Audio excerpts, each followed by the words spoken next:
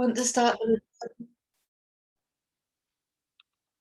Well, welcome to season 5 of Black History Conversations. If you want to find out about what we're doing, you can check out www.blackhistoryconversations.com.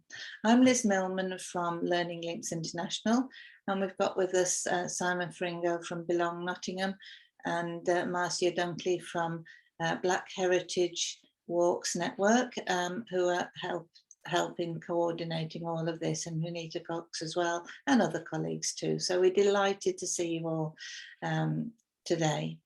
Now, especially pleased that we have Dr. Adam Coward with us. Dr. Adam Coward is an independent researcher, and he's been working on a number of different topics, and he's got an excellent blog. I'm just going to try, sure if my share screen will work.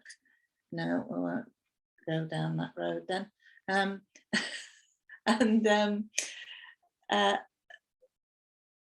When the Learning Links International team were working on the From Sheep to Sugar project, Adam was very generous with his time and very kind and helpful in directing us to resources and different things. So we're really delighted, Adam, to welcome you along today. And the title of your presentation, But How Should We Feel About Welsh Plains? Well, it's complicated, is a fascinating title. I'm going to let Adam introduce himself. He's got a presentation that you're going to show us as well.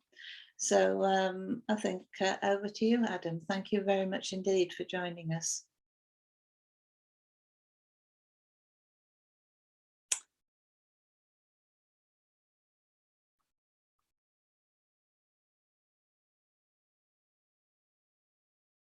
Thanks, Adam. If you can take your mute off. There we are. Sorry, it automatically minimizes. Thank you very much for that, Liz. I really appreciate that. So, as Liz said, I'm going to be talking about but how should we feel about Welsh Plains? Well, it's complicated. I first gave this talk last summer to the Brethren Online Research Network, and Liz has suggested that I could give it again to this group to kick off your 2022 series. It's related to a post I wrote on my personal blog, Rambles and Studies in Welsh History, about some thoughts on Wales, wool, and slavery, and what it all means, which was a response to an interview by Professor Chris Evans on Radio Wales in June 2019. In the interview, Evans discussed the production of Welsh Plains in Midwales and their connection with the wider transatlantic slavery economy. The interviewer was somewhat fixated on how he, and by extension the Welsh public, should feel about this aspect of the Welsh past, raising questions which he hoped would exonerate this nation's ancestors, such as whether the people producing the cloth knew that it was going to clothe enslaved people. These anxieties about Wales's place in the history of colonialism and the related institution of transatlantic slavery were already topical in 2019. A book by the current leader of one of Wales's main political parties had sparked debate over whether Wales was the first and final colony and what that meant for the history of Welsh contributions to empire. Projects such as Colonial Countryside and, of course, From Sheep to Sugar tried to bring these connections to popular consciousness. However, these debates may now appear tame, the debates as they were in 2019, with politicians and the press leveling attacks on British, particularly English heritage and higher education sectors. The situation in Wales, it must be said, is somewhat different, although I don't want to paint an overly rosy picture. While Edward Colson was ripped from his pedestal and thrown into Bristol Harbour, across the Bristol Channel, Thomas Picton was more discreetly removed from view, both in Cardiff City Hall and later in the neighbouring National Museum of Wales, albeit not without grumblings. And it's been recently announced that his monument in Carmarthen is going to get some further contextualization as well. We wait to see what that will amount to. The Racial Equality Action Plan for Wales will require heritage bodies to diversify and enhance their vision of the past, which they present to the Welsh public, while the new curriculum for Wales will include mandatory education in Black, Asian, and minority ethnic histories. Still, Welsh heritage bodies have faced public ire for reframing these histories, with some arguing that because Wales was itself colonized, it could not be culpable for participation in empire. Although the atmosphere is toxic, information about British, including Welsh connections with empire and slavery, also proliferates. Much of this is not necessarily new. Eric Williams' important work on capitalism and slavery was published in 1944. In Wales, historians, notably Neil Evans, have worked on the diverse social history of Wales for decades. Charlotte Williams, Neil Evans, and Paul Leary's A Tolerant Nation, revisiting ethnic diversity in a devolved Wales, was published in 2003. 2007 saw almost 350 important projects and educational activities in connection with the bicentennial of the abolishment of the slave trade throughout Britain. The legacies of British slave database, which provides an invaluable resource for researchers of these connections, owes its origins to projects carried out from 2009 and 2013 at UCL. Chris Evans' Slave Wales was published in 2010. Even the Colonial Countryside Project, the subject of so much abuse, was already begun prior to 2020. Indeed, in the Introduction to Slavery's Capitalism, 2016, Sven Beckert and Seth Rockman contrast the, quote, episodic development of this historiography in the United States with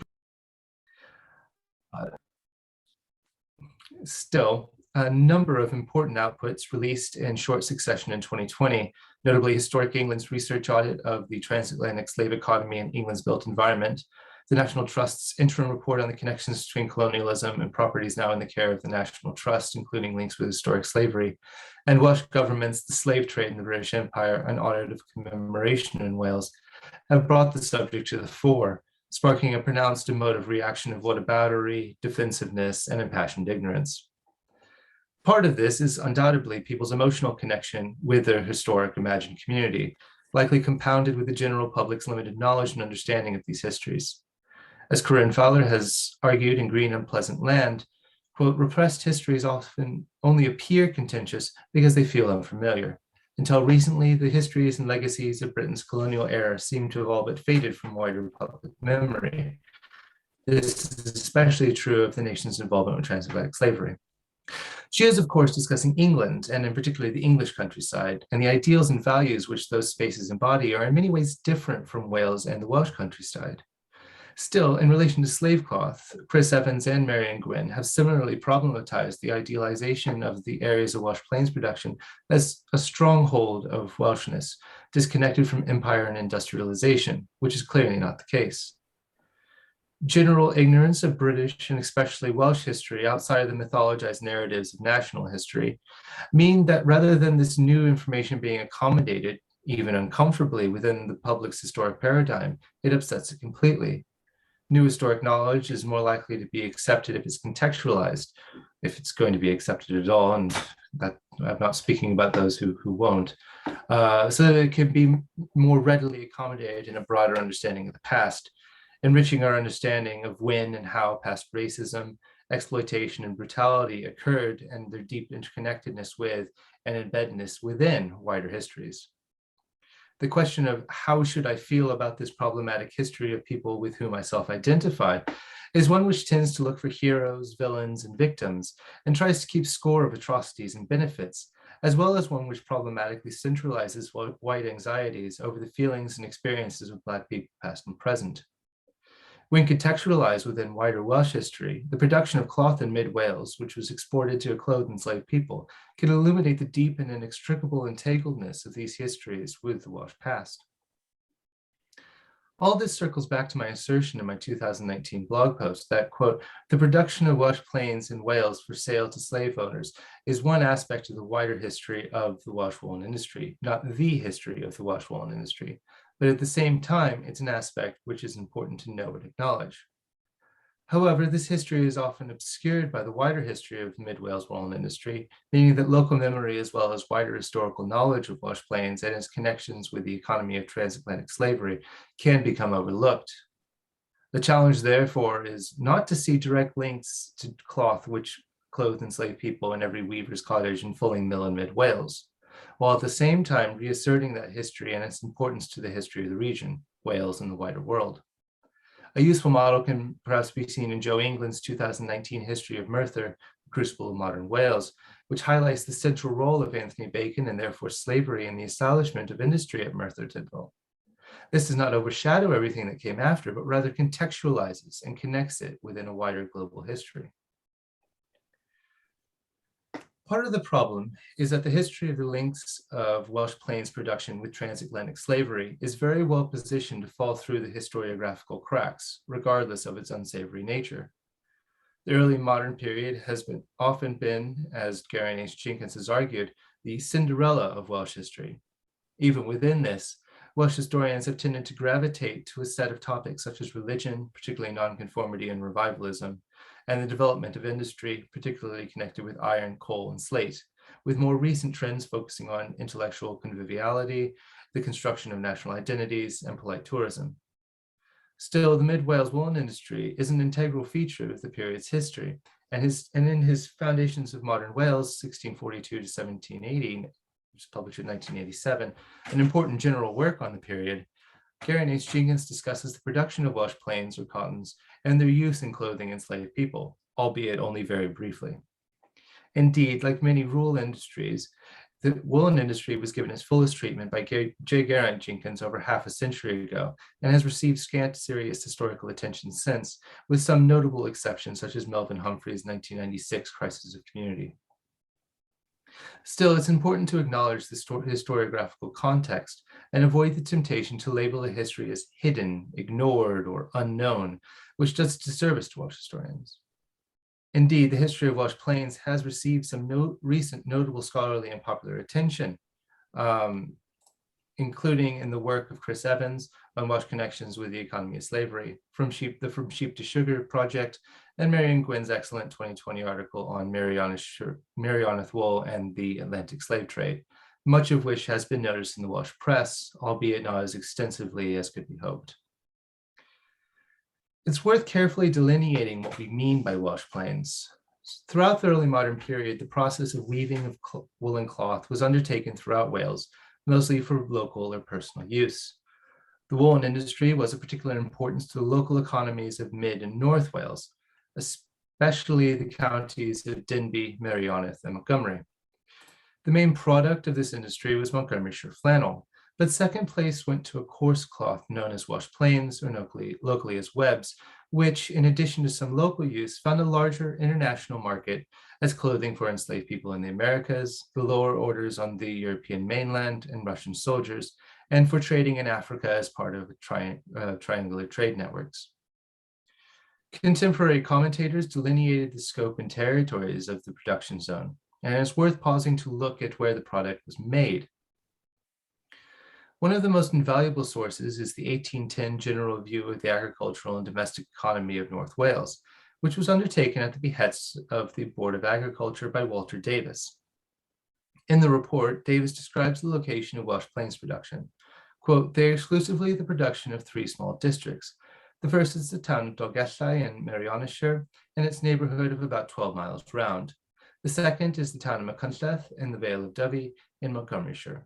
The third is the district of Glyn in Denbighshire, comprehending some few parishes to the north and west of Oswestry."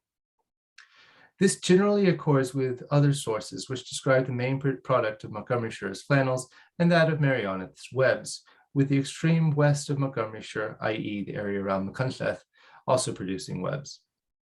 Moreover, the tourist Arthur Aiken, who has a lengthy section on the woolen industry in his 1797 Journal of a Tour through North Wales and part of Shropshire, notes that Denbighshire webs were termed small cloth, which differed from the strong cloth of Meirionydd and Montgomeryshire, and so it's unclear whether these were also Welsh Plains per se.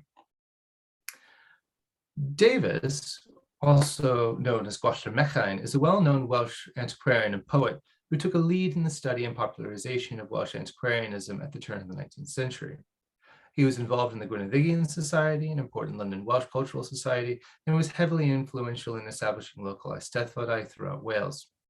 He was further involved, albeit somewhat later, in the Abergavenny Carmarthengian Society, a leading cultural society in Monmouthshire, whose circle featured a veritable who's who of Welsh and international scholarship.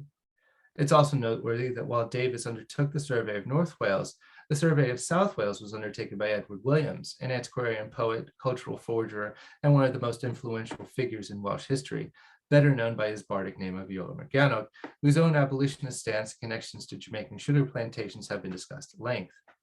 This then is a 2-volume report. One of our most invaluable sources for this is a 2-volume report written by 2 of Wales's most influential antiquarians and cultural figures.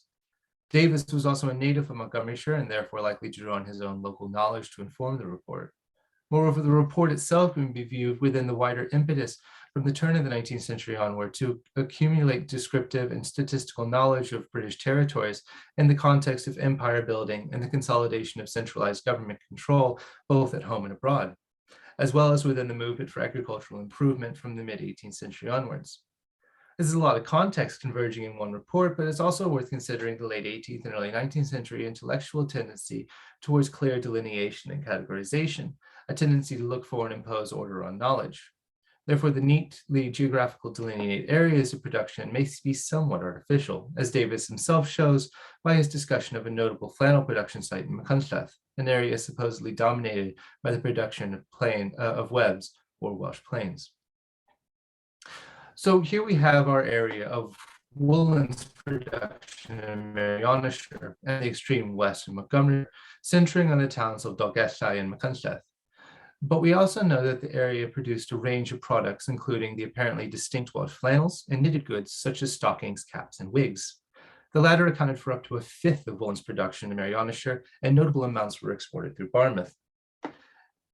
This is not a clear and simple picture, and while the volume and extent of infrastructure, notably fulling mills, in these areas can provide an indication of the volume of the production of Welsh plains, identifying specific sites which definitely contribute to that production should be treated more cautiously. This is underlined by the fact that Aiken notes that the stocks used in the fulling of cloth for webs production were heavier than those used in the production of flannels, and so presumably fulling mills set up for one were not suitable for the other. It's also not a matter of visiting former fulling mills and comparing the sizes of their stocks. In his 1984 article on fulling mills in Merioneth, A.J. Parkinson noted that, quote, because of the rarity of surviving examples, these different types of fulling stocks can only be distinguished on the basis of contemporary descriptions.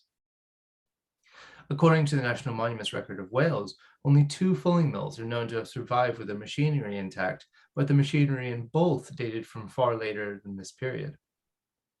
Moreover, Parkinson further argues that it's unlikely that all the fulling mills were working at the same time. In 1950, Bob Owen compiled a list of fulling mills and woolen factories in Merioneth, for which he had documentary evidence. This formed the basis of the slightly expanded list in J. Geraint Jenkins's The Welsh Woolen Industry. Jenkins notes 31 fulling mills established in the county prior to 1725 and 31 established between 1725 and 1851. Owen identifies Dolgellau as the area around which most were concentrated, with 12 in the parish of Dolgellau and 15 in the wider area. But fulling mills were well distributed across the county as a whole. In addition to these, Owen identified 32 woolen factories in the county, approximately half of which were established before 1830. Additionally, looking at toponymical evidence, a search for place names containing the element Pandy and Merioneth in the statutory list of historic place names returns 83 results with clusters around Trosveneth and Dolgellau. Most of these appear near known fulling mills, but several, notably 2 place names to the east of Abergynolwen, do not appear to correspond to sites of production listed by either Owen or Jenkins and may refer to otherwise undocumented fulling mills. Similarly, in Montgomery Street, a survey of the water mills undertaken in the 1960s by David H. Jones identified 35 sites associated with the woolen industry throughout the county, with notable concentrations around Machynlleth, Llanbrynmawr, Llanidloes, and Newtown, only the first of which is of interest here. A search for Montgomery Street toponyms featuring the element Pandy, Pandy means fulling mill, by the way, in the list of historic place names returns 86 results with a prominent cluster around Machynlleth. This is a lot of possible production sites for Welsh plains and other woolen products, and is certainly reflective of a vibrant economic activity something which is noted in contemporary accounts of the region. However, Parkinson notes that these numbers do not correspond to the accounts of two contemporary commentators. Lewis Morris, another extremely important figure in 18th century Welsh history, one of the celebrated Morris brothers of Anglesey, another one of whom, John, a sailor, appears to have attempted to sell an enslaved person for a friend in 1739. Lewis was known for his work as a surveyor and mining agent in Cardiganshire, and as patron of antiquarianism and poetry, and a founder of the London-based Honourable Society of Cumradorian, as well as a capable antiquarian.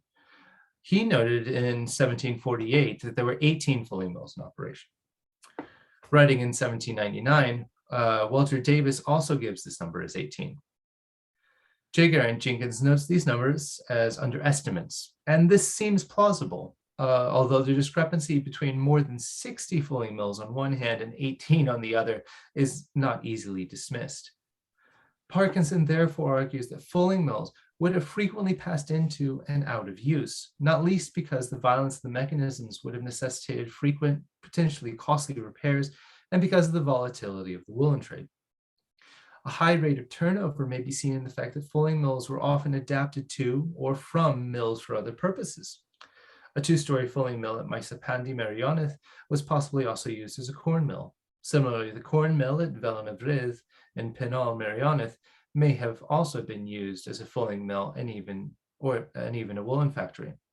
A woolen factory producing flannels in Machynlleth was in a converted iron forge.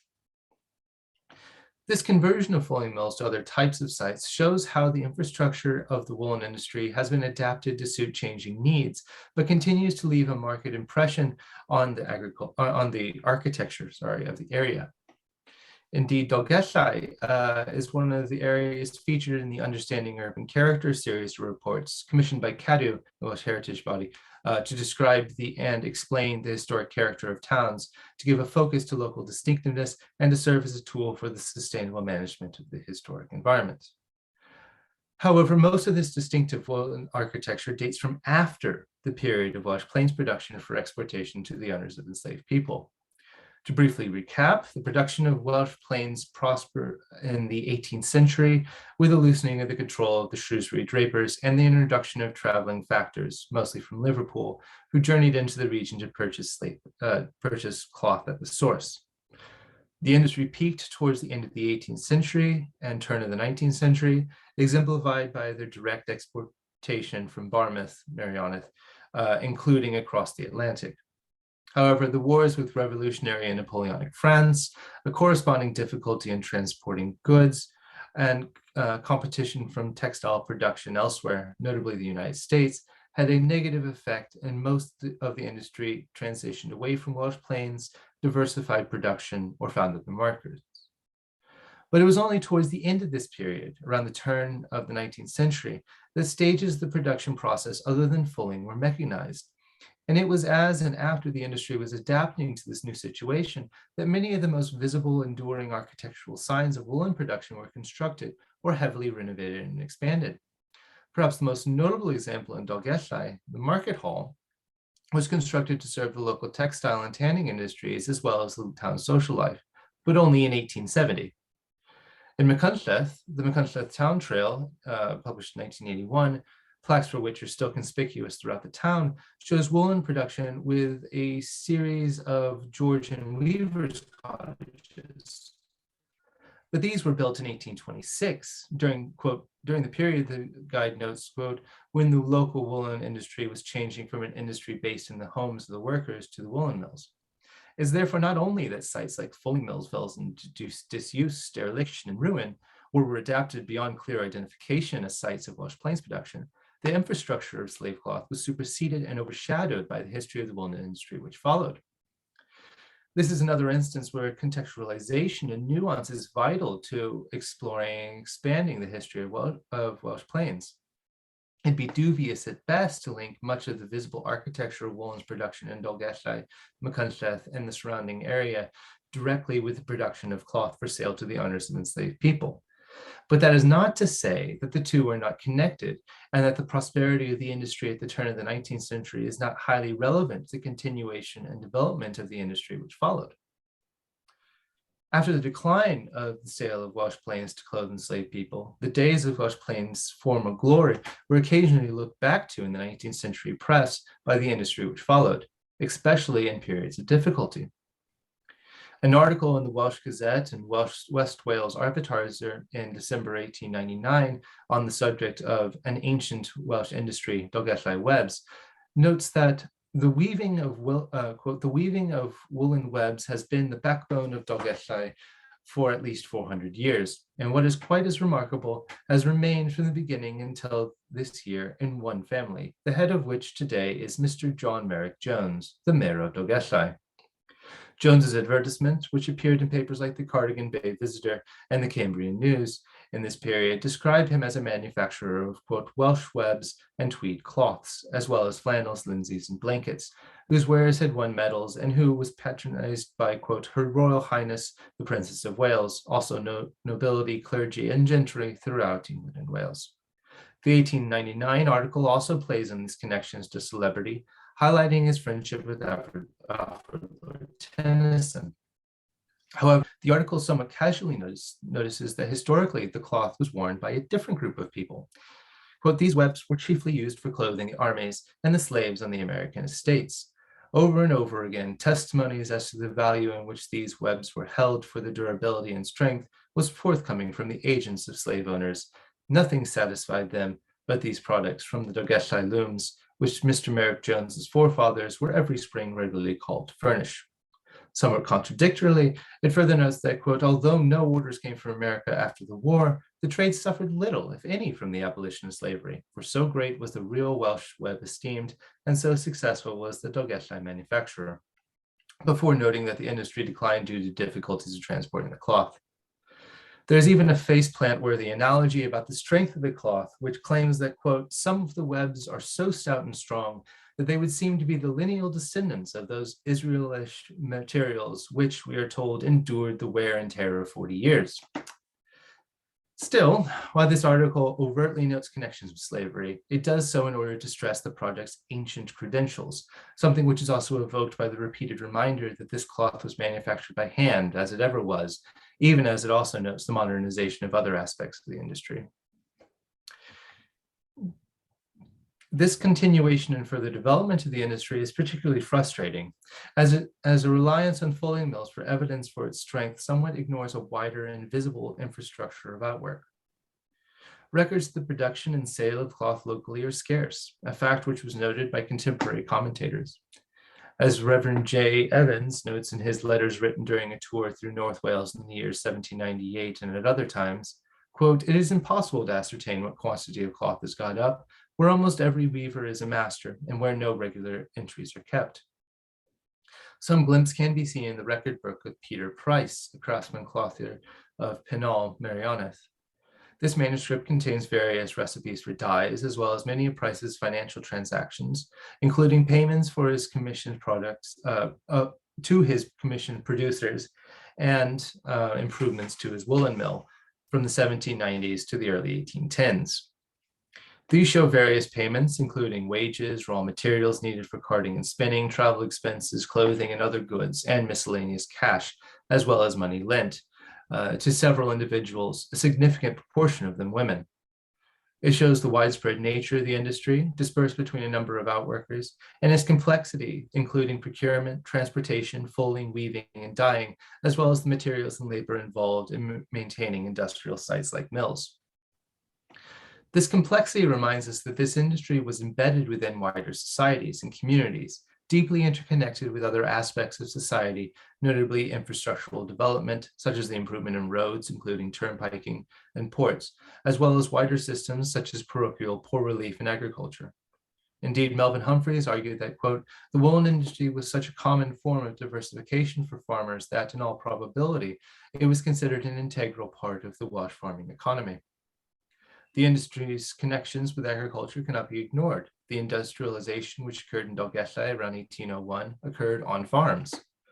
Farmers reportedly hired farmhands and servants for their weaving ability, and agriculture and architectural additions were made to farmhouses and cottages to accommodate weaving. The proletariatization of the lower orders from agricultural workers reliant on supplementary income from weaving into slowly wage earners is a salient and important point in the history of Welsh capitalism and its connections with the economy of transatlantic slavery. But the continuing connections with agriculture remind us that textile production was not the only economic activity of the area. Animal husbandry, especially rearing cattle and to a lesser extent sheep and horses, was prominent in Montgomeryshire. Machynlleth and Dolgellau were and are both market towns and economic centers to their overlapping hinterlands. In addition to processing wool, tanning was also carried on in the area. The conversion of a Machynlleth iron forge into a woolen factory reminds us that iron was also imported to Montgomeryshire for this purpose. Then there were the requisite innkeepers, grocers, musicians, clockmakers, tailors, and other craftsmen, which formed the middling orders of 18th century society. Indeed, sources like the diaries of the Dolgellau-based Elizabeth Baker can reveal the complex communal relations and social activities within these areas and the range of people of various social and economic stations and trades who lived in, worked in, or visited the area. Nor were these areas isolated from the outside world. And this points directly to an affirmative answer to the question often asked with, how should I feel? But did they know?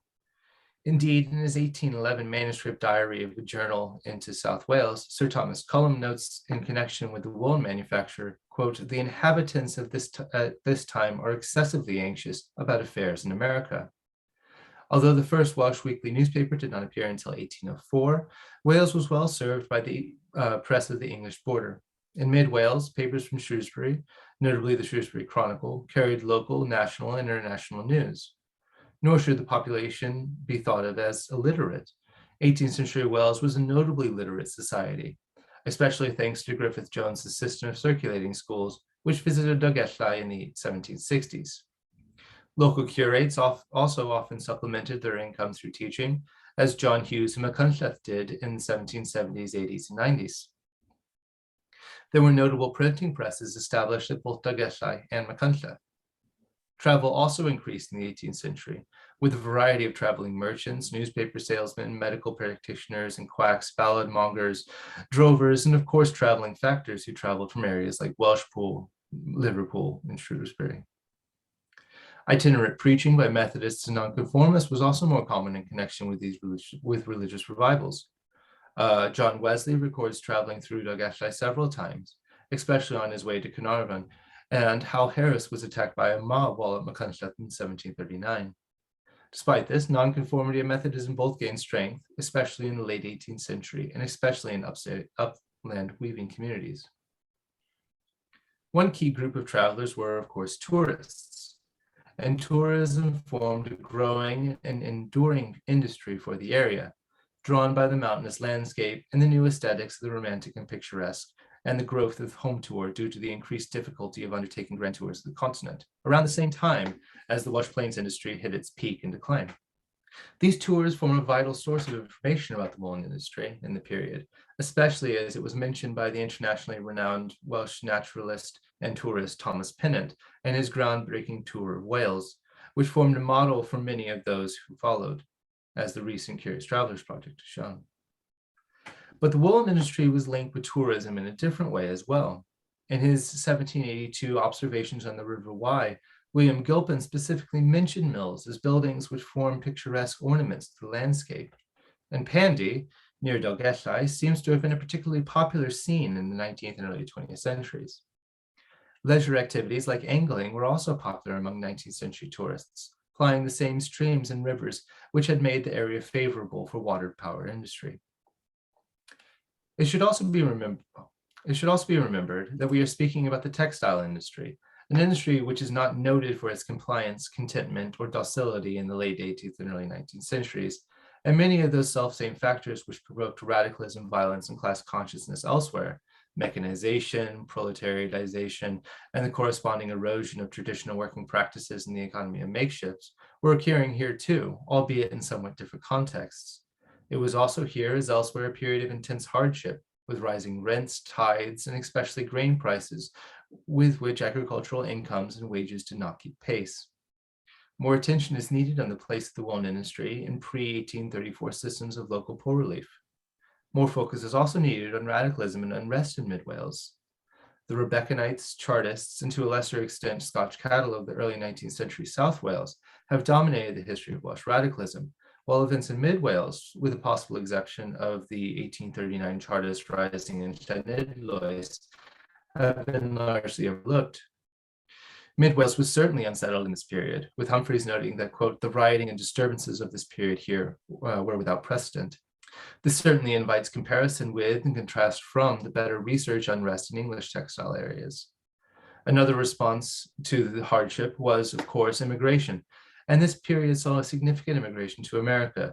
This within the ongoing trend of depopulation of mid-Wales, including to other industrializing areas of Wales. With immigration, we again return to the transatlantic interconnectivity of mid-Wales, and further research is certainly warranted on these connections, especially in the context of immigration from areas which had a marked economic interest in America and American slavery.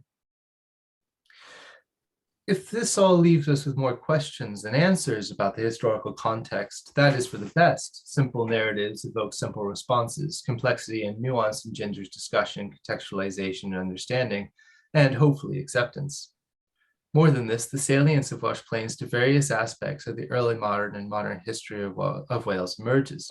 The question of Welsh involvement and entanglement with the activities, of slavery and empire are obvious, but the transformation from agricultural workers into whale earners invites deeper examination of the history of capitalism in Wales and its connections with slavery.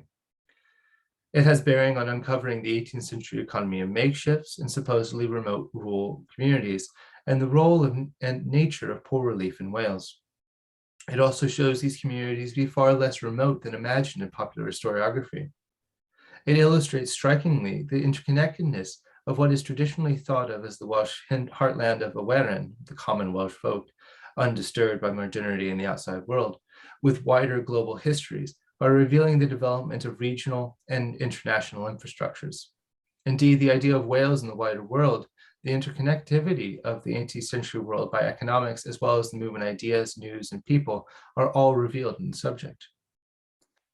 The geographical areas under consideration are also now, as then, notable centers of tourism, and the nature and degree of textile production invites us to think about our ideas of industrial tourism and its relationship to the romantic, sublime, and picturesque in such areas. These are just a few of the interconnected research questions demanded by Welsh Plains and their exploitation to the owners of enslaved people. And it is by complicating that history that we gain a greater understanding, not just of who, what, and where, but of that production, but also of the wider history of Wales and the transatlantic world. Thank you. Oh. Diolch yn fawr, indeed. Diolch yn fawr. Thank you very much indeed, Adam. That was just oh gosh, feels like a whistle-stop tour, but thank you very much indeed. So much detail there, thank you. So I think we'll first of all ask for any questions. Susan's giving you a good clap there, that's great. I'm fascinated by all the questions that you're asking as well, Adam, so perhaps we can get the conversation going on that. My particular interest, I suppose, is understanding that the way that the popular historiography, as you explain, still needs a lot more exploration. One of the things we found fascinating in talking with people in communities when we were doing the From Sheep to Sugar project was to hear the stories of families where fullers were in the family tree, and one story about how the family trained up, I think 6, I don't know, Caroline, if you can remember, 6 of their sons who became fullers in the Dolgellau area. Yeah, they sent them out to different fulling mills, didn't they? Yeah. So that sort of approach is fascinating, but that you have to see it within the context of the whole communities. Yeah, and there were quite a few wool processing sites in the Drogheda area, especially. Yeah, so quite a few fulling mills as well as factories from the early 19th century.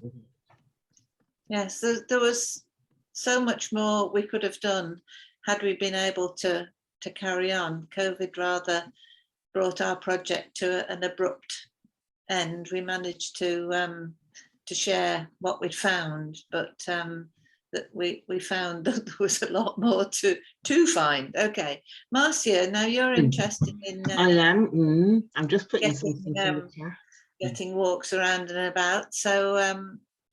I mean, I was just typing in the chat, very, very brilliant in-depth research. I mean, I don't think you've left any stone unturned. I don't know if there's anything more you'd find, because I think you've researched it totally.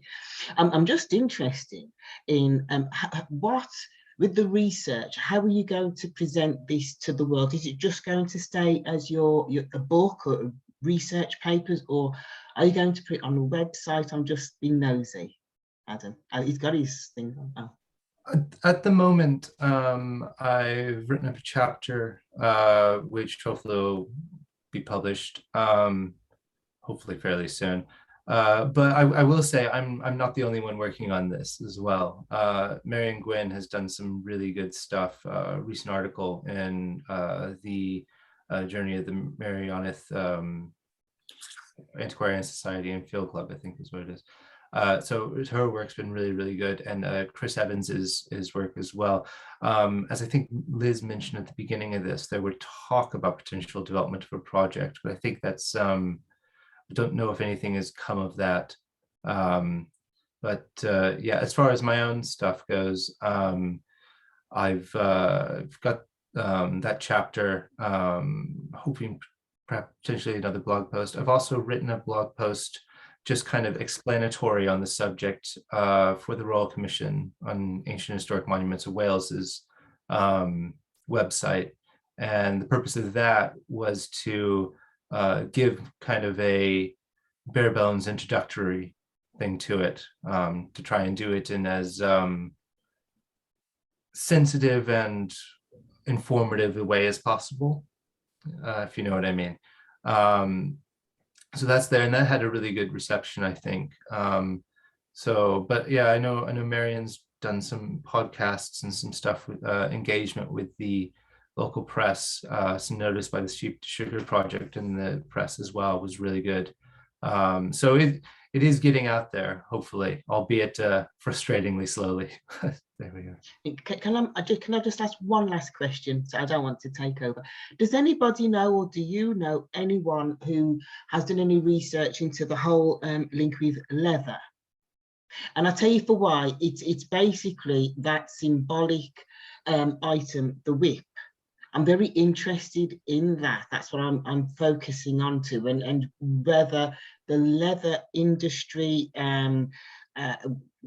grew because of the use of whips or what, or maybe there isn't any research to do with whips at all, but I'm just very, very focused on that item at the moment. I don't know if anybody knows anything linking that. I don't know.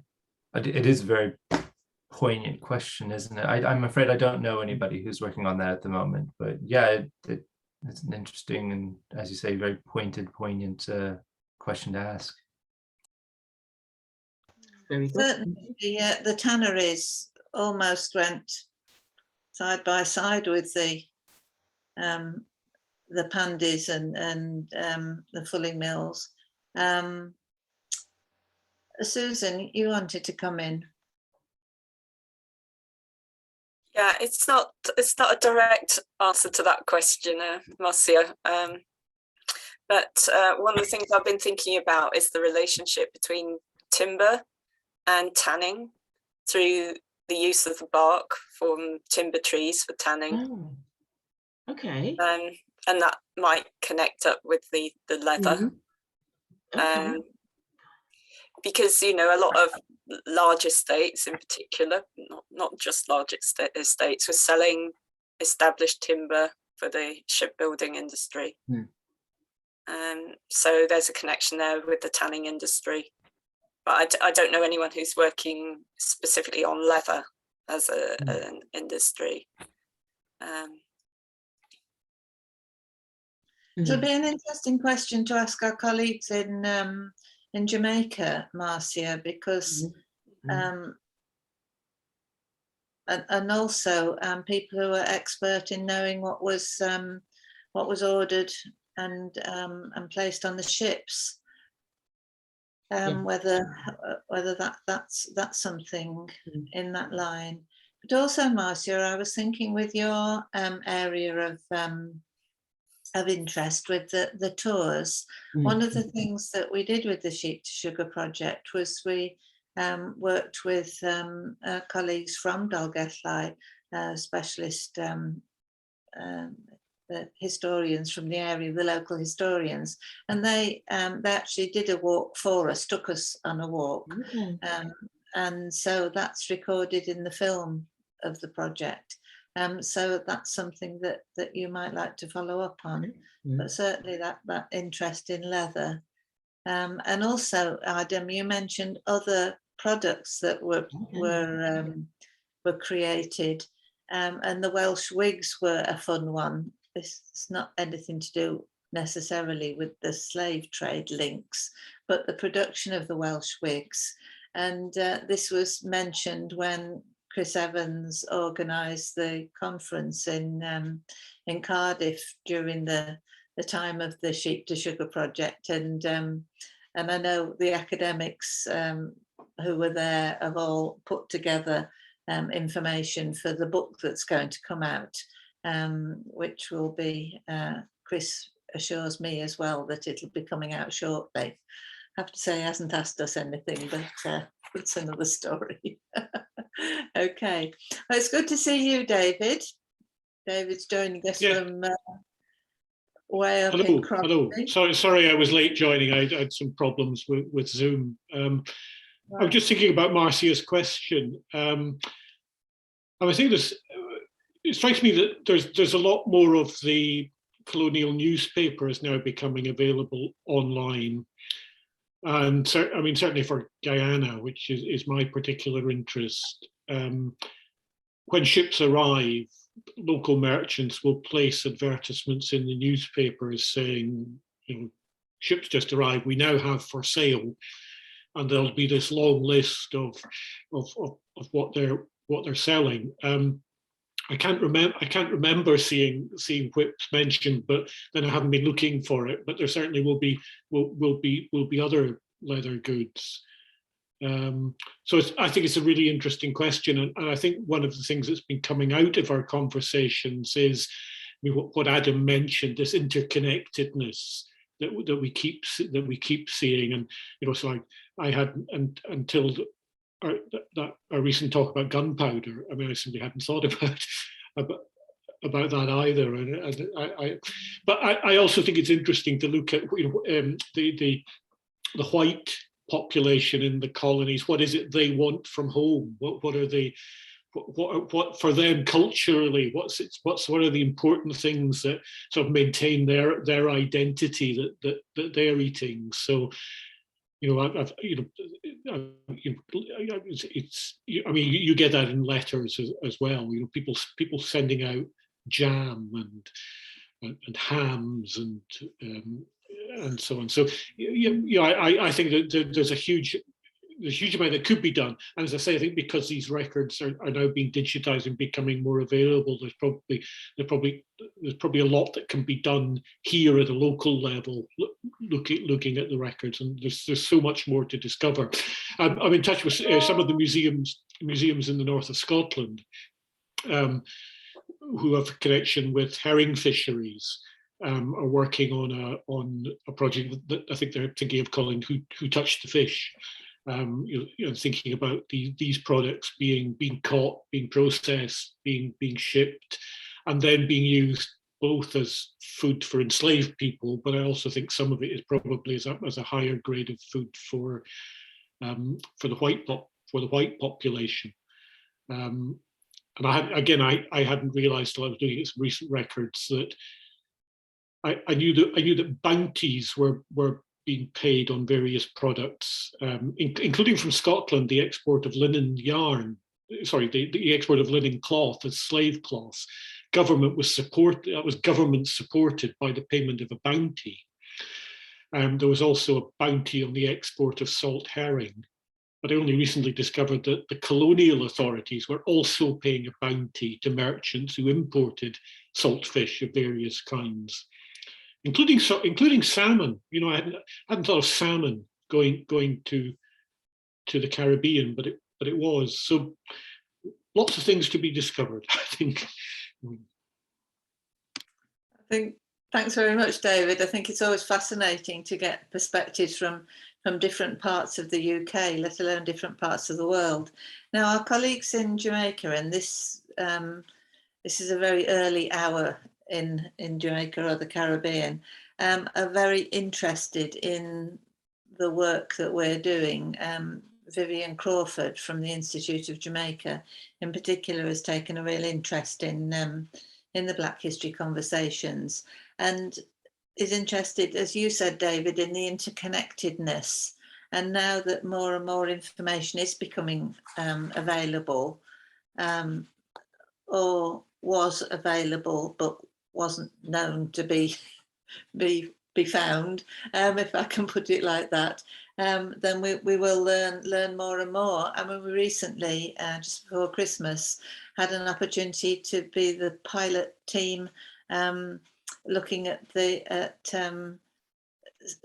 Bangor archives on Zoom, and that was fascinating. The Pennant Project archives on Zoom. So, well, thank you very much indeed, Adam. David? Yeah, I wonder. I mean, could I just ask Adam if with Welsh wool, is there an aspect of government economic policy that's promoting production at any point of woolen goods in general, but specifically of production for the West Indies market? Prior to this period, you have oh God, I got a brief memory of this. It's before my time, I'm afraid. But the law that they have to be buried in wool. People have to be buried in wool. Yeah. Stimulus to the woolen economy. So you do have that before, but in this period, I'm not aware of any. That's not a no, but I'm not aware of any. Sorry. No, there were certainly limits when we've talked to the people from the Drapers organisation in Shrewsbury. There were all sorts of restrictions and limitations, but whether there were bounties paid, I'm not quite sure on that. It makes an interesting contrast between policy in rural Scotland and policy in rural Wales. In that, if there isn't that support, because in Scotland there is both an organisation called the Board of Trustees for Manufacturers. There's also the commissioners of the annexed estates, the estates that were confiscated from Jacobites after 1745. Funds are going there, and there's also the British Linen Company, which is government backed, and all of that is supporting the production of what they, among other things, of what they called slave cloth. So interesting contrast. You do have production or purchase on a massive scale by organizations like the Royal African Company, things like that. But at the same time, the how to phrase this, the theme in the sources is one of deregulation, the loosening of control of the monopoly that Shrewsbury held over the area. And the introduction of agents traveling directly to the looms to purchase on behalf of Liverpool brokers, London brokers, etc., giving a more fractured, the impression is very much of a fractured industry, which is becoming at once global and localized, if you understand me. So that the sale and the purchase is able to happen on a more local basis rather than going to Shrewsbury, but you know, that enabling it to go outwards and be purchased by, you know, or on behalf of American and colonial purchasers. One of our colleagues, Lisa Gabbett, isn't able to join us today, but she's visited Wales twice recently, come over from Texas to further her research, because she's looking at the worldwide impact of the woolen trade, and she's identified a huge US market, which you spoke about as well, Adam, and she's very interested in that, and the detail of the production of the cloth. There's great detail given in the papers that she's finding in the US, because they were trying to replicate the production of Welsh plains rather than import the cloth. So there was something special about that production, and some of the things you spoke about just reflected that in the descriptions of the different sorts of cloths. So just fascinating. Anyway, thank you, Adam, very much indeed. Just one last call out if there's anybody else who wants to ask any formal questions to Adam. Otherwise, I'll just wrap up and say thank you so much. Every step we take along this road is fascinating, and it really helps us to get a wider understanding about Black history in Wales. David? Clapping, excellent. Thank you very much indeed then. So Simon, if we wrapped up that recording, please. Thank you very much.